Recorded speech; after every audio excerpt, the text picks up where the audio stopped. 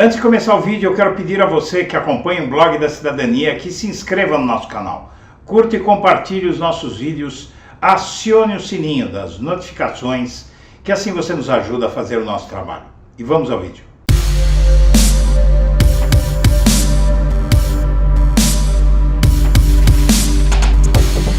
Bom dia, senhoras e senhores. Hoje é 26 de outubro de 2022, são 8 horas da manhã. Na Veja, o desespero dos aliados de Bolsonaro há 4 dias da eleição. Deputado fala em adiamento da eleição, outro cita guerra civil em caso de derrota e tem até empresário ameaçando cancelar investimentos. A base bolsonarista já não esconde o desespero com a possibilidade de Jair Bolsonaro perder a eleição de domingo para Lula. Nesta terça, 3 figuras que apoiam o presidente deixaram desalento evidente em diferentes estados do país. Num vídeo divulgado pelo site Mais Goiás, o deputado estadual Amaury Ribeiro, do União Brasil, diz que, se Lula vencer, haverá uma guerra civil no Brasil. Você está do lado errado e deixa eu te falar, se o seu presidente ganhar, vai acontecer uma guerra civil no país. Eu sou reservista, se eu for convocado, eu vou para a rua e vou empunhar uma arma. Deus que te livre de estar do outro lado nessa luta. E é isso que a gente tem que dizer, disse a excelência. Deputado federal pelo Novo, Vinícius Poit usou as redes nesta terça para levantar uma psicodélica possibilidade de adiamento da eleição. Nem no comitê de Bolsonaro tal maluquice é levada a sério, mas diante da denúncia da campanha do presidente sobre rádios e a cobrança do TSE por provas, Poit questionou: será que isso pode levar ao adiamento do segundo turno? Em Santa Catarina, o estado mais bolsonarista do país, o desespero também bateu para Luciano Hang, o conhecido empresário apoiador de Bolsonaro. Segundo o site NSC Total, Hang deu para ameaçar cancelar seus investimentos na construção do maior prédio do mundo em Balneário do Camboriú, caso Lula derrote Bolsonaro.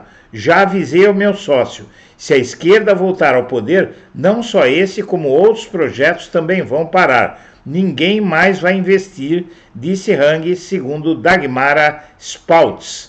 Para quem jura que irá vencer no domingo, Bolsonaro está mal de aliados. A turma parece estar a ponto de jogar a toalha. O fato é um só. Todos os dados indicam a vitória de Lula e as pesquisas estão todas muito próximas. A melhor situação para Bolsonaro é a da Paraná Pesquisas, que recebe verbas do governo Bolsonaro, que deu Lula na frente dele, mas com empate técnico. O fato é que não há mais onde Bolsonaro buscar foto e sua derrota é inexorável. E isso assusta pelo risco de violência que ele mesmo, Bolsonaro, começa a estimular. Inclusive, agora, nas últimas horas, ele tem dito que as urnas eletrônicas, o sistema eleitoral, deve roubá-lo. Ele já está entoando o discurso antes mesmo de a votação começar. E o curto-circuito na campanha de Bolsonaro se agrava. A estratégia Mambembe e números desfavoráveis para o presidente candidato contribuem para tornar o clima pesado na campanha bolsonarista. E, na verdade, não resta muita alternativa para eles. O curto-circuito no comando da campanha de Jair Bolsonaro só piora a dias do segundo turno da eleição. Com números internos que confirmam a dianteira de Lula na reta final, a cúpula do comitê bolsonarista registra profundas divergências internas quanto às estratégias adotadas nesta reta final da disputa presidencial. Os últimos lances da crise envolvem a reação ao episódio dos tiros e granadas disparadas pelo aliado Roberto Jefferson contra policiais federais no domingo e a denúncia de que rádios estariam deixando de veicular a propaganda eleitoral de Bolsonaro. A entrevista convocada às pressas na noite de segunda-feira pelo ministro Fábio Faria das Comunicações para anunciar na frente do Palácio da Alvorada uma suposta fraude de emissoras de rádio nordestinas para favorecer Lula, segue sob duras críticas de parte do comando político da campanha. Chefes de partidos do Centrão, que costumam ser consultados nas principais decisões do Comitê de Bolsonaro, dizem que foram pegos de surpresa com a iniciativa de Fábio Faria, que fez o pronunciamento ao lado de Fábio Weingarten, ex-secretário do Planalto e conselheiro de Bolsonaro. Depois de o presidente do TSE, Alexandre de Moraes, dar um prazo de 24 horas para que a campanha de Bolsonaro apresente evidências da suposta fraude, integrantes da ala política do QG se referiam textualmente ao episódio como factoide, sem fazer nenhuma questão de esconder o descontentamento. Para eles foi um erro que só cria mais embaraço para Bolsonaro, simplesmente porque ele não tem provas.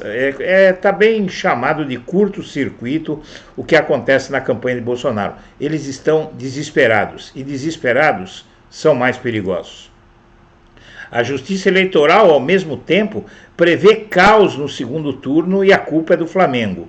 A Justiça Eleitoral acha que a volta do Flamengo vai gerar uma conflagração no país.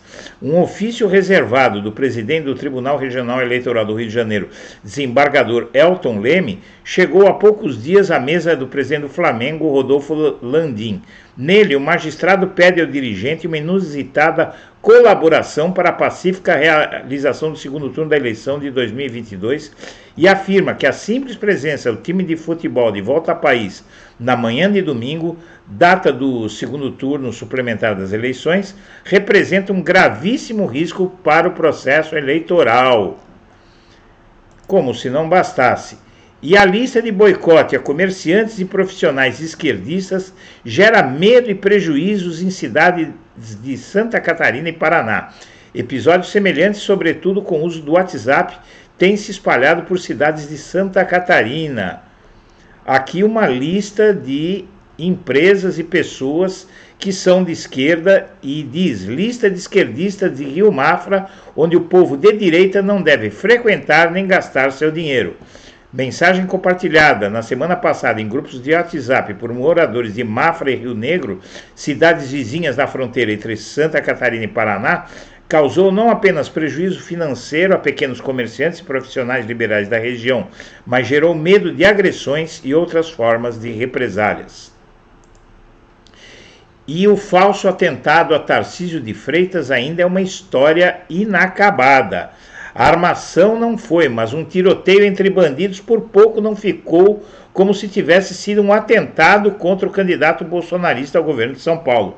Na manhã do último dia 17, em Paraisópolis, Tarcísio visitava a sede de um projeto social quando estourou um tiroteio do lado de fora. Quem fazia a segurança do candidato? Segundo ele, a Polícia Militar Paulista. Segundo a Polícia Militar Paulista, ela mesma, mas apareceram indícios de gente estranha, do que gente estranha também fazia. A Jovem Pan deu primeiro na edição de seu jornal na manhã. O resumo da ópera é o seguinte: a Jovem Pan é suspeita de ter participado dessa farsa de Tarcísio, que pode inclusive anular a chapa, caçar a chapa do Tarcísio. E Bolsonaro é a favor da morte, diz cantor gospel Kleber Lucas, que você vê na foto. E aí o bolsonarismo vai apodrecendo rapidamente e perdendo apoios. E os cenários, desafios na economia para o presidente a partir de 2023. Eu vou resumir para você. O Brasil está quebrado em 2023 pelas bondades eleitorais de Bolsonaro. A torrente de dinheiro que ele gastou inutilmente para tentar se reeleger. E isso vai fazer o país parar ano que vem. Um grande problema para Lula. Pressionada pelo governo, a Petrobras segura o aumento dos combustíveis antes do segundo turno. É muito criminoso esse governo, não é? E uma igreja evangélica manda os fiéis votarem nulo e pede ditadura militar no Brasil.